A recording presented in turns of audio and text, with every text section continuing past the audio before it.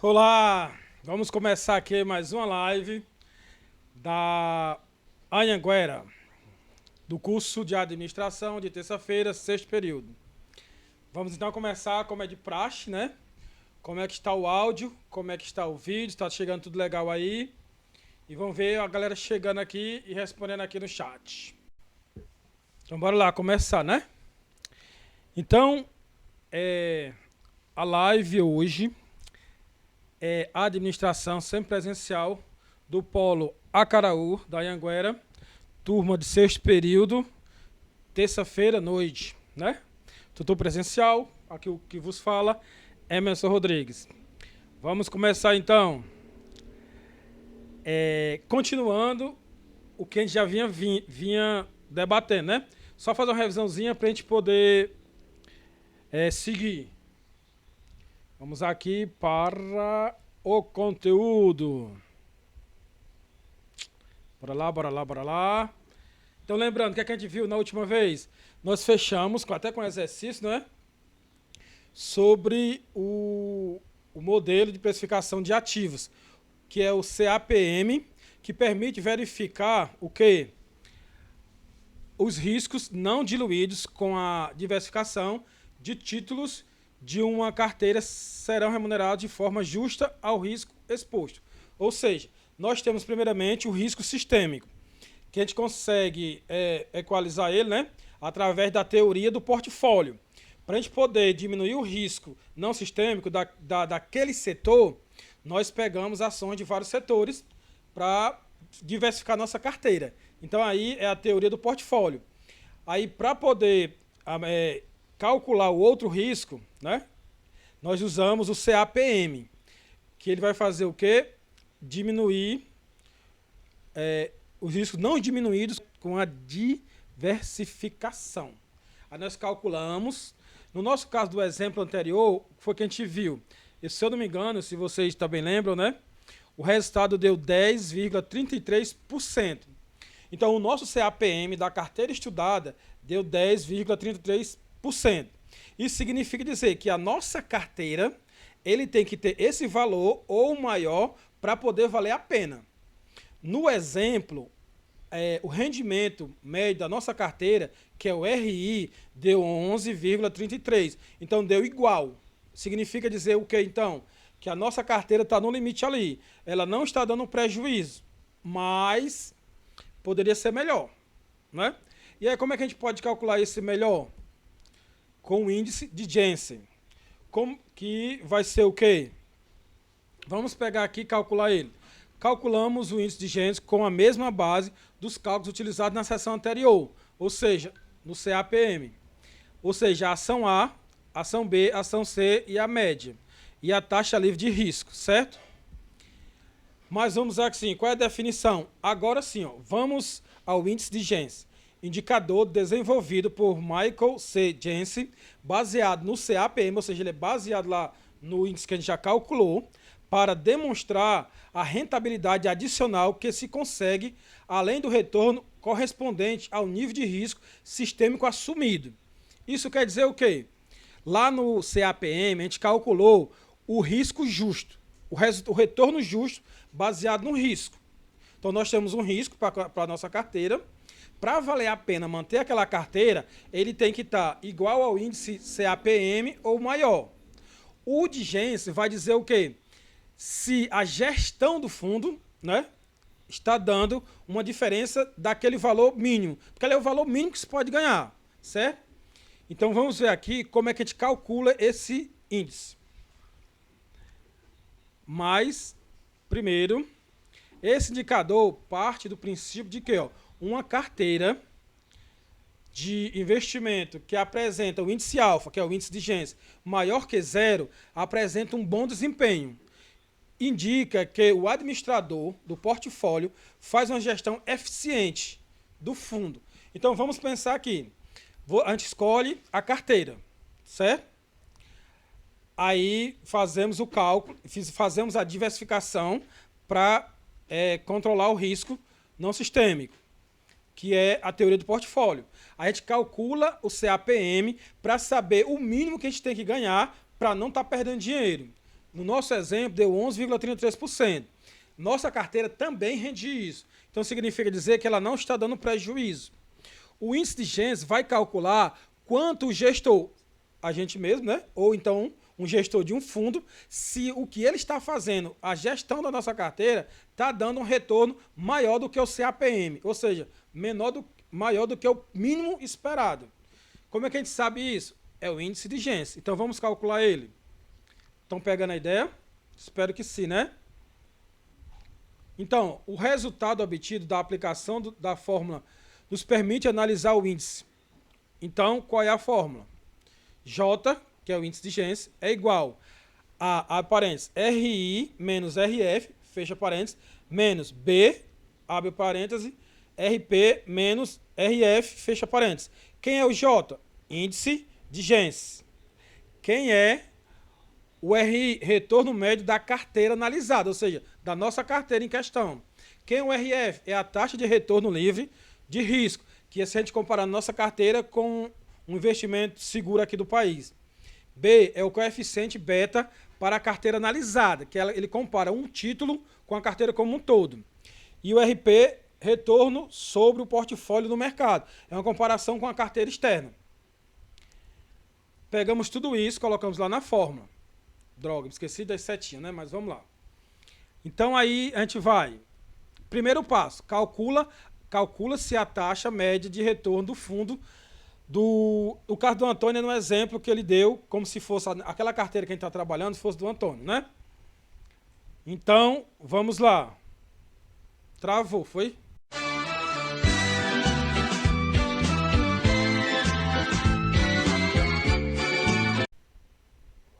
Voltou? Pronto, vamos continuando aqui. Deu uma travada e saiu a internet, né? Então, vamos só recapitulando. O primeiro passo, no nosso caso aqui, é calcular o RI. Aí, vamos aqui pensar. Se você lembrar lá da tabelazinha, tem a ação A, ação B, ação C. Lembram? Não, né? Pois eu trouxe a tabelazinha para nós aqui. Então, essa tabela aqui é a tabela que representa a carteira aqui do Antônio. A ação A, no primeiro ano, ela rendeu 9%. No segundo ano, ela rendeu 10%. No terceiro ano, ela rendeu 12%. A média seria, então, o quê? 9 mais 4 mais 12 dividido por 3. No caso aqui, ó, é 9%, 10% e 12%. O slide aqui está faltando o símbolozinho de porcentagem, mas não levamos em consideração que ele esteja aí. Se são 3 anos, a média é somar tudo e dividir por 3. Dividindo, então vai dar 10,33. Então o retorno médio da nossa carteira foi de 10,33% para a ação A. Para a ação B, 11%, mais 13%, mais 15% do terceiro ano. A gente pode comparar aqui na tabelazinha. A média deu 13%. A ação C, 10%, mais 13%, mais 9%. A média deu, então, 10,67%. Nós temos, então, aí a média de rendimento da ação da carteira. Vamos agora ver o resultado da carteira como um todo, que é o segundo passo. É a média aritmética das ações da carteira, que foi o que a gente calculou de um em um lá. Então, 10,33 mais 13% mais 10,63%, soma tudo, divide por 3, temos então a média da carteira, 11,33%. Esse aí é o índice do retorno da carteira estudada, certo? Isso significa dizer o quê? Que nossa carteira tem esse resultado aí. Para ela poder ser viável, ela tem que estar aí, esse valor tem que bater com o CAPM ou ser maior. Abaixo disso, ela está dando prejuízo. Então, nós fizemos o primeiro passo, que foi calcular a média das ações da carteira. Travou de novo, foi? Pronto. Então, isso é questão de internet, então, né? Vamos ver se vai dar certo aqui. O primeiro passo, nós calculamos a média das ações da carteira. Com ela feita, nós calculamos a média aritmética das ações da carteira, que dá o resultado, é o retorno da nossa carteira como um todo. O quarto passo, deve ser o terceiro, né? Terceiro passo. A média aritmética das ações de portfólio do mercado, que é o RP. Então, lá na tabelazinha também tem a do mercado, que é o RP.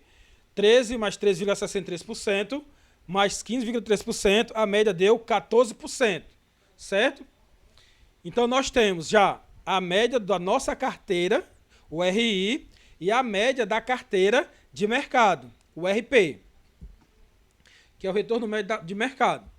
O quinto passo é calcular o risco livre, que deu 7,77, que todo ano foi o mesmo valor, por isso que é livre de risco, né? A média é 7,5. Então, nós temos o RI, o RP e o RF agora. Falta quem? O nosso beta. O nosso beta é calculado como RI menos RF dividido por RP menos RF. Pegando os valores que já calculamos, nós vamos ter 0,619. Com isso tudo, agora nós podemos colocar agora na fórmula do índice de Jensen. Pegando aqui, ó, RI menos RF, claro, né, pegando lá os valores, que são em porcentagem, transformando em decimal, nós vamos ter 0,1133 menos 0,7, dentro de parênteses, menos 0,619, que é o beta, vezes 0,14, que é o RP, menos 0,07, que é o RF. Calculando esses dois valores, nós vamos ter igual a zero. Então, significa dizer o quê? Que o índice de Jensen é zero. Isso matematicamente falando. E o resultado, a análise que a gente pode fazer disso, é que o administrador não está contribuindo, o administrador do fundo não está contribuindo com nada para o desenvolvimento da nossa carteira. Por quê? Ó? O nosso CAPM deu 11,33%. O rendimento da nossa carteira deu 11,33%. Se você pensar que ela está rendendo o mínimo possível, significa dizer que o administrador ele não está contribuindo com nada. Como é que a gente calcula matematicamente isso? Através do índice de Jensen. Beleza? Entenderam? Espero que tenham entendido. Vamos aqui agora para... Então, vamos aqui recapitulando. Para o risco de diversificação, nós usamos a teoria do portfólio, que diversifica para não correr o risco do setor. Calculamos para ver o mínimo, para ver se essa carteira, se cada ação da carteira está contribuindo para a carteira, nós calculamos o beta. Para calcular o mínimo que a carteira tem que render para a gente não ter prejuízo, nós calculamos o CAPM. Para saber se a administração da carteira está contribuindo para o nosso rendimento, nós calculamos o índice de Jensen. Beleza? Vamos agora para mais um índice, que é o índice de Sharpe. Vai aí, o que é que ele vai mostrar o índice de Sharpe? Para avaliação de retorno e seus riscos. Com isso, pode-se avaliar o investimento e precificar ativos financeiros do mercado de capitais. Que ficou mal entendido. Então vamos aqui, ó. Assim será possível responder à pergunta do investidor: como está o desempenho do fundo de investimento em comparação com os outros? Então, até agora nós estávamos estudando a nossa carteira enquanto carteira, preparando ela. O índice de Sharpe, ele vai dizer o que para a gente? Vai comparar a nossa carteira com outras carteiras. Se a gente pensar, para que essa comparação? Se eu tenho uma carteira, aí tem outra carteira ali. Se a minha carteira está rendendo menos do que aquela, o que é que eu tenho que fazer? Eu melhoro a minha carteira, porque é possível. A outra carteira está mostrando isso, que eu posso render mais, ou simplesmente eu posso abandonar esse fundo e ir para aquele que rende melhor. Certo? E essa diferença pode ser bem grande, né? Então, além de a gente ter o nosso investimento mínimo da nossa carteira, comparando se o nosso administrador está rendendo bem, está desenvolvendo bem, aí você chega à conclusão, não está, no nosso exemplo, o administrador, o seu fundo, não está contribuindo. Então, o que é que eu posso fazer? Melhor administração ou troco de fundo, certo? E aí, tá normal, né? Tá travando? Tá travando? Pronto, é uma questão de internet mesmo. Então, vamos lá, seguindo. O índice de Sharpe. O índice de Sharpe, criado por William Sharpe em 1966, utiliza para avaliação do desempenho de fundos com o objetivo de que dos investidores ajustem o retorno de risco na avaliação dos fundos de investimento. Ou seja, meu risco está muito grande para o pouco retorno, já que eu comparando com outra carteira, eu consigo correr o mesmo risco e ter um retorno maior. Isso é o que o índice de Sharpe vai propor para que a gente possa ter essa ideia.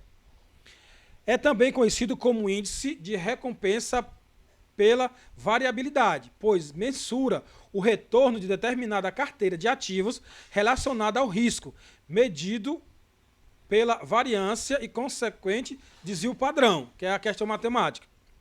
Então, para assim, já que está travando muito aqui, vamos tentar agilizar, porque matematicamente falando a gente já entendeu. Tem os índices, nós colocamos na fórmula e tem um resultado. Então, vou passar rápido aqui a fórmula, o resultado da fórmula, né? E a gente vai analisar o que esse índice nos dá. Mas só para a gente pegar aqui a ideia. O índice de Sharpe, ele é representado IS, que é igual a RI menos RF dividido por OC. Quem é o IS? Índice de Sharpe. Quem é o RI? Retorno médio esperado da nossa carteira, que já é nosso conhecido. O RF também é nosso conhecido. É o retorno livre de risco ou benchmark da carteira.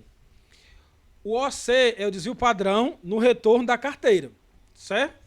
Se a gente pegasse e calculasse o RF, a gente já aprendeu a calcular, o RI a gente aprendeu a calcular, e o índice lá matemático também é bem fácil calcular, que é só colocar na fórmula. Vamos pegar aqui esses valores já calculados, só para a gente poder entender a lógica do índice, certo? Mas aqui, o índice deve ser interpretado da seguinte forma, o índice que a gente vai achar.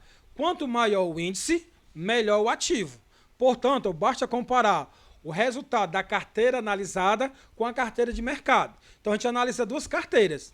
Para ver, nós analisamos a nossa, vamos pegar como exemplo aqui a de mercado. Se a nossa tiver igual ou maior de mercado, beleza. Se ela tiver menos, é interessante que a gente reveja a nossa carteira ou troque de fundo. O nosso exemplo aqui, já baseado em todas as aulas que a gente calculou, né? O nosso RI foi quanto? 11,33%. O nosso RP, 14%. O desvio padrão, que é a fórmula lá, né, da estatística, do nosso desvio padrão da nossa carteira, foi 0,0205. E o desvio padrão de mercado é o 0,0122. Pegando isso aí e colocando naquela fórmula, nós vamos ter o índice da carteira, 0,1133 menos 0,7 dividido por 0,0205. Então, o nosso índice Sharpe para a nossa carteira é 2,10. A de mercado, 0,14 menos 0,07 dividido por 0,0122. Calculando, nós temos o índice de Sharpe para a carteira de mercado 5,73. Se o índice de Sharpe é uma comparação de carteira e a gente vê quanto maior, melhor, qual é a melhor carteira? A nossa ou a de mercado? Digam aí nos comentários. Claro, né? Dá para ver claramente, mas eu queria ver aqui nos comentários para ficar bonito. Mas vamos ver aqui, Se o índice é interpretado, quanto maior o índice, melhor a carteira, significa que a nossa carteira está devendo muito para a de mercado. Ou a gente melhora essa carteira, o administrador que já mostrou que não está contribuindo com nada, ou ele melhora, ou é melhor nós trocarmos de fundo para que ofereça uma carteira com melhor resultado, certo? Então, a fórmula era essa, né? Então, como está travando muito, né? Mas vamos tentar seguir mais um pouquinho aqui. Então, vamos só voltar aqui um pouquinho. Então,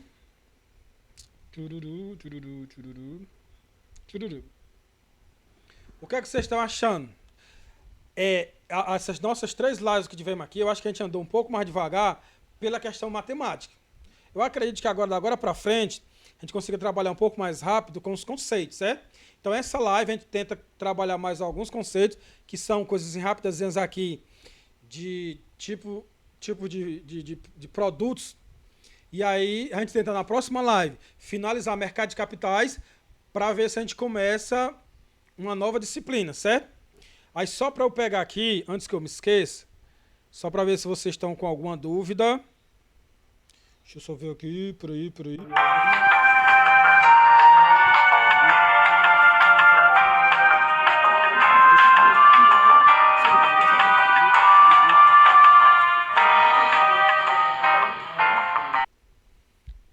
Na verdade, eu queria falar com vocês sobre o calendário de prova, mas eu não estou achando aqui esse calendário. Então deixa para a próxima, né? Não, a gente vai atrasar, mas já está meio ruim aqui a internet. Então vamos continuar aqui o nosso... Tipo assim, ó, porque se a gente olhar direitinho, nós vamos voltar dia 4 ou dia 7 de maio. Tem uma prova marcada para 22 de abril. Essa aí, eu acho que não dá mais, não é viável mais acontecer. Vou perguntar lá se vai ser feito online, não sei. Mas aí a gente vai ver o quê? Depois que terminar esse conteúdo aqui, a gente vê se esse conteúdo ela é a prova já na sequência, ou a gente vai pegar e depois que finalizar essa aqui, a gente começa a dar a prova mais próxima. Certo? Vocês concordam? Então vamos aqui na sequência. Vamos ver aqui o que agora. Produtos financeiros. Então isso aqui vai ser bem rapidinho, para a gente poder não deixar muita coisa para o próximo live, para encerrar essa disciplina, certo? Bora lá, ó. Antônio de novo aqui. Aqui é Antônio, que é o exemplo da SP lá, né? É o investidor. Aí quais são os produtos de mercado financeiro? É a pergunta que ele faz. Então vamos aqui andar rapidamente, ó. Intermediação financeira. É um produto financeiro.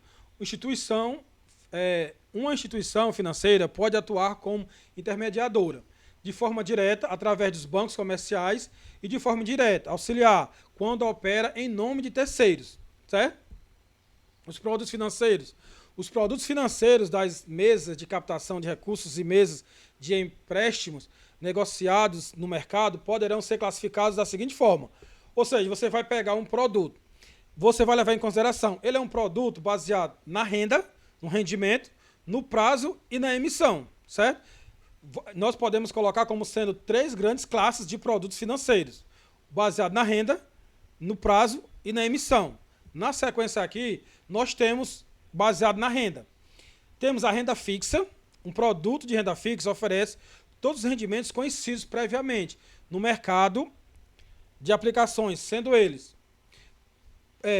antes aqui, ó, a renda fixa que a gente mais conhece assim é aquelas que a gente já sabe o percentual que a gente vai ganhar. Aí tem 2 possibilidades. Renda fixa pré-fixada, quando os juros totais são identificados no ato do contrato, independente das alterações econômicas. Tipo assim, eu vou comprar um tesouro, né? Um tesouro direto. Aí tem a taxa lá, um pré-fixado. Dentro do período estabelecido, eu vou ganhar, um exemplo aqui, para não ficar com números grandes, 10%. Então, independente da economia cair muito ou da economia subir muito, no final eu vou receber o meu valor mais acrescido dos 10% estabelecido pelo pré-fixado. Outra possibilidade é o pós-fixado. É quando somente uma parcela dos juros é definida no ato do contrato, que é, por exemplo, você tem uma taxa, por exemplo, o Tesouro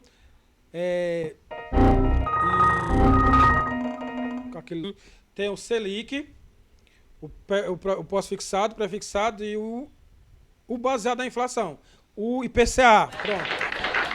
Então, você vai ter um valor fixo que ele vai render, mais a variação, uma variação do IPCA, certo? Ou, no caso, como está colocando aqui, do IGPM, INPC ou ATR. Vamos dar um exemplo. O fundo, o produto financeiro pós-fixado, ele rende 4% mais TR, ou 4% mais o índice IGPM. Então, ele é pós-fixado. Esse aí você compra esse produto, quando o seu interesse, a base da sua escolha foi a renda, pré-fixado ou pós-fixado. Outra é a renda variável. É um tipo de renda variável definido com base no desempenho apresentado pela organização emitente. São rendimentos, geralmente, os títulos mobiliários, tais valores não são conhecidos previamente, são estimados. Por exemplo, as ações. As ações são da renda variável. Você compra aquela ação ali, estabelece um preço, mas você não sabe se vai ganhar ou se vai perder. Claro que você vai fazer as análises estatísticas, análises técnicas, análises fundamentalistas, vai conhecer o mercado, mas não garante, não tem como se garantir uma taxa específica. A taxa não é fixa. Você pode ganhar muito, pouco, ou pode perder muito ou pouco. Uma situação como essa nossa da quarentena influenciou muito as ações, né? Várias empresas. No caso dos fundos imobiliários aí, os FIIs, né? Tá caindo geral. Então nós temos aí, ó, baseado na renda. O produto baseado na renda pode ser renda fixa, com pré-fixado ou pós-fixado, e a renda variável, que você vai, baseado no seu conhecimento, nas suas análises, ver se você vai ganhar muito ou pouco, perder muito ou pouco, né? Claro, sempre querendo ganhar. O outro produto é baseado no prazo. Quando os produtos dessas mesas de operações podem ser classificados em indefinidos, prazos fixos ou indeterminados. Os títulos com prazos definidos podem ser de curto, médio e longo prazo. A natureza, quanto à natureza, a natureza de emissão pode ser públicos, emitidos pelo governo, ou privados, emitidos por instituições.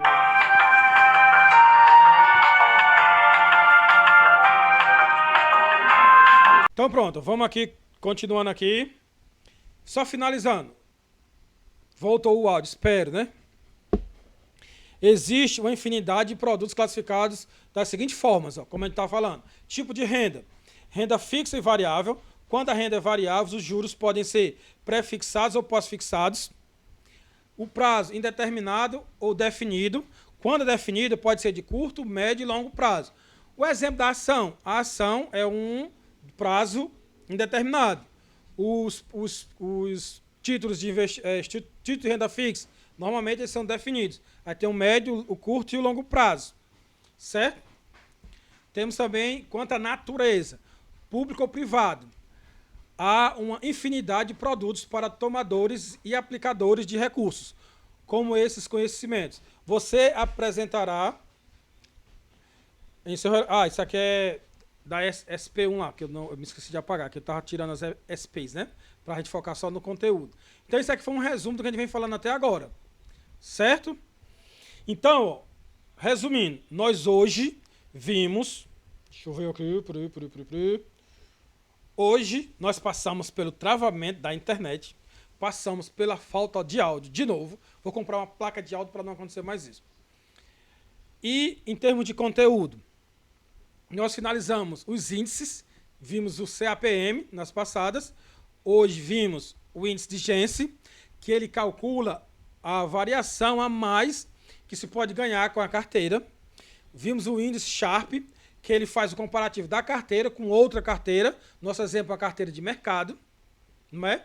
E aí vimos alguns produtos, os mais conhecidos, com a natureza, basicamente baseado nos tipos de renda, pode ser renda fixa ou variável.